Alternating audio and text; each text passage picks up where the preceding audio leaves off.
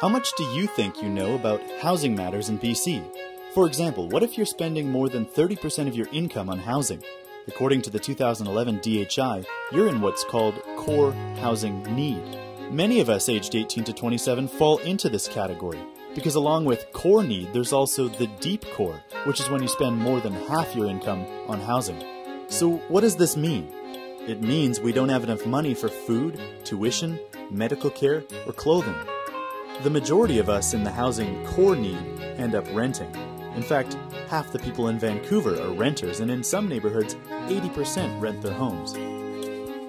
One of the problems with renting is that the landlords are guaranteed a raise in rent of at least 2% plus inflation each year. So in a year when inflation is 2%, the landlord can raise the rent by 4%. What does this look like? Well, say my rent is $1,400 for a 2-bedroom house, which, by the way, is a really good deal. If I could even live there for 10 years, my rent would go up from $1,400 to $2,070 over the course of the decade. That's $6,780 extra dollars over 10 years.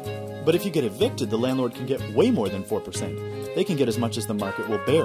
In 2011, the downtown Vancouver average vacancy rate for apartments was 0.7%, which is less than one available apartment for every 100 on the market. So what about the people that can't find a place to live? The homeless.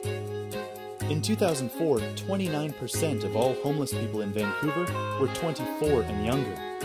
Of that 29%, 13% of them were under 18. So how did they get there?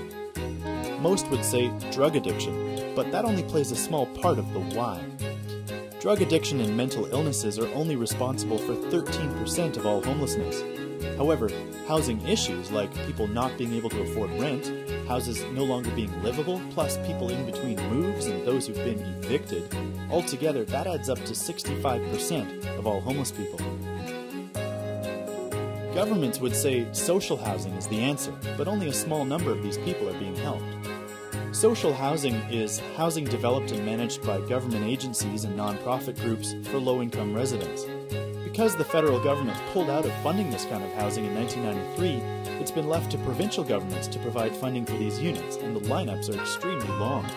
Very few social housing units have been built recently. Canada is the only member of the G8 without a national housing strategy.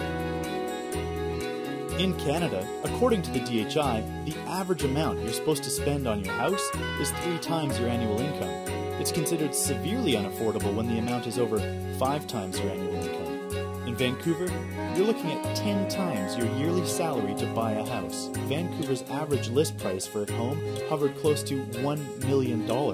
So unless you're making $100,000 a year and you're willing to pay a 25-year mortgage, owning a house is almost completely unattainable. Sorry. We're the generation that needs to know about housing matters. Inform yourself.